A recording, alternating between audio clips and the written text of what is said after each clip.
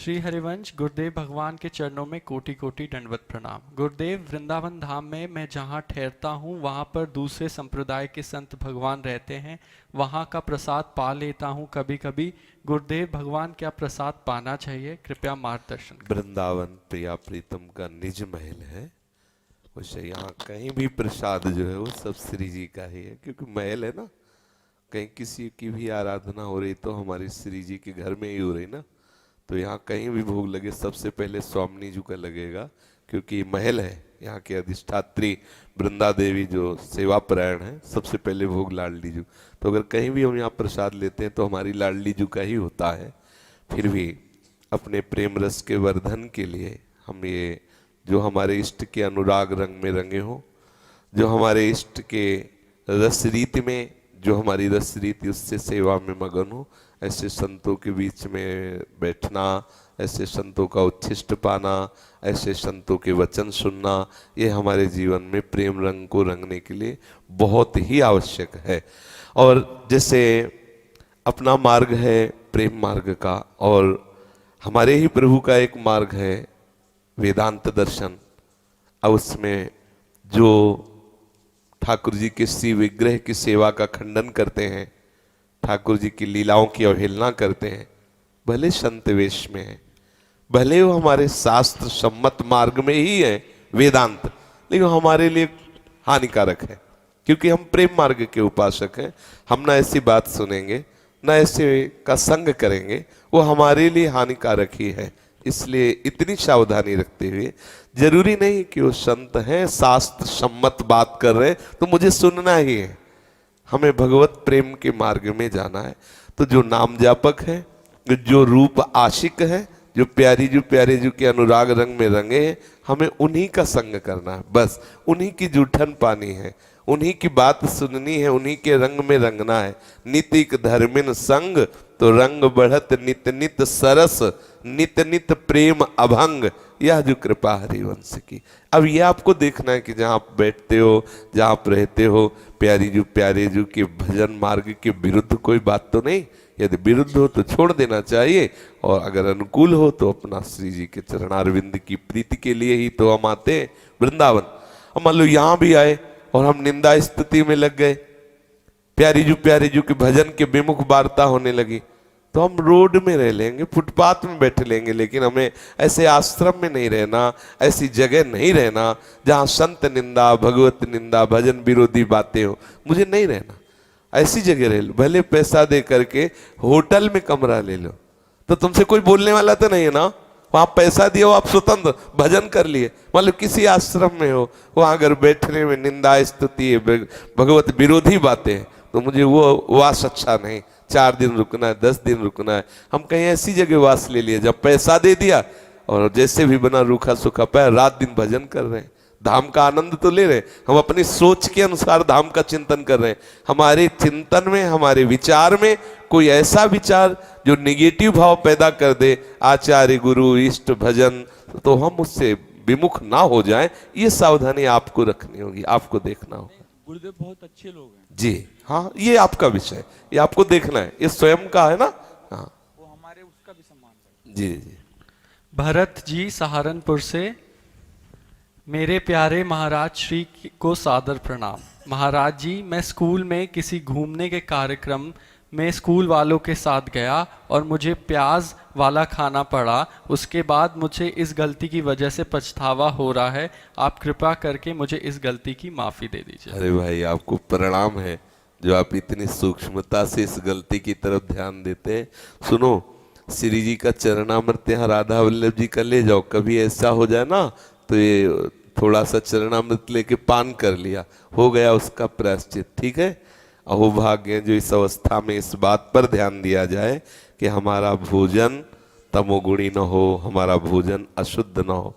देखो, आजकल प्रायः समाज में कहा जाता है क्या जरूरत है सत्संग की, क्या जरूरत है शास्त्र स्वाध्याय की। तो आप सच्ची बात मान लीजिए, आप चाहे जितना पढ़े लिखे हो, लेकिन आपकी पशुता जाने वाली नहीं। जब तक आप शास्त्र स्वाध्याय नहीं करेंगे, ब्रह्म ऋषियों की, महापुरुषों की वाणी का आप अध्ययन नहीं करेंगे, मनन नहीं करेंगे, या उनकी वाणी श्रवण नहीं करेंगे तब तक आपकी जड़ता पशुता जाने वाली नहीं। देखो यही बुद्धि है कैसे कैसे आचरण करा देती है। परसों किसी ने बताया ऐसा, जो पीछे कहीं हो, हृदय जल गया ऐसा। अरे एक वस्त्र का भी कोई प्रयोग करता है तो कैसे करता है, आप विचार करो।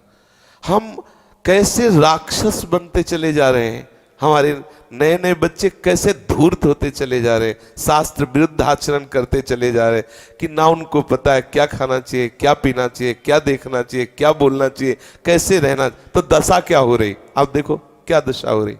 समाज, पूरा देश पीड़ित, पूरा हमारा वातावरण उस दुख से दुखी। क्या हुआ, अगर हम सत्संग नहीं सुनेंगे, शास्त्र स्वाध्याय नहीं करेंगे, भगवद आश्रित नहीं होंगे तो ये बुद्धि जो है ना, ये बहुत नीच प्रवृत्ति में ले जाएगी। ये बुद्धि हमारी ऐसे विरुद्ध आचरण कराएगी जिससे दुख ही दुख, क्लेश ही क्लेश, अशांति ही अशांति। हमारा आचरण ठीक हो, आचरण तब ठीक होगा जब हमारा भोजन ठीक हो, भोजन तब ठीक होगा जब हमारा संग ठीक हो, संग तब ठीक होगा जब हमारे विवेक, और विवेक कब मिलेगा, जब सत्संग करेंगे। बिन सत्संग विवेक ना होई, और राम कृपा बिन सुलभ न सोई। छोटे छोटे बच्चों को अवश्य अवश्य सत्संग सुनाना चाहिए, सतमार्ग का अवश्य परिचय कराना चाहिए। ये हमारे जीवन में ऐसा भाव प्रकट कर सकते हैं कि हम आनंदित होकर प्राण त्याग सकते हैं, और यही हमारे जीवन में ऐसा भाव प्रकट कर सकते हैं कि हम जलते हुए मरना पड़ेगा। जलते हुए, मानो हमारा बच्चा है सतमार्ग में चलता हुआ, धर्म से चल रहा है, हमें हृदय से, अगर हमारा ही बच्चा गलत हो जाए कैसा लगेगा, आप विचार करो। तो बच्चों को जो ये माता पिता बाल कहीं बुलावें, उदर भरे सोई जतन सिखावें, केवल इतना ही ज्ञान देना है कैसे तुम धन कमाओ, कैसे तुम भोग भोगो। ये आपकी बुद्धि को सदैव क्लेश में बनाए रखने वाली चेष्टा है।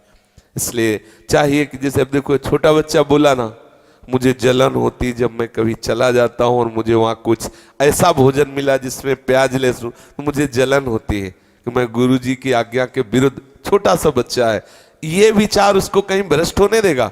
जब एक भोजन उसको जलन पैदा कर रहा है प्रतिकूल, तो प्रतिकूल बात आने पर वो क्या कितना पश्चाताप करेगा। तो ऐसे के द्वारा ऐसे आचरण तो नहीं हो सकते जो समाज में अत्यंत निंदनीय, क्रूर और हिंसक भाव पैदा करते हैं।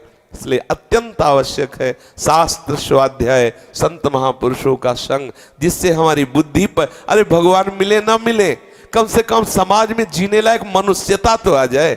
ये आसुरी प्रवृत्ति, ये राक्षसी प्रवृत्ति हम पे हावी होके हमसे ऐसा आचरण न करे कि पूरा समाज दुखी हो, पूरा समाज हमारी बात से जले। कम से कम इतना विवेक तो आ जाना चाहिए जी। आनंद सुधा निधि शरण जी।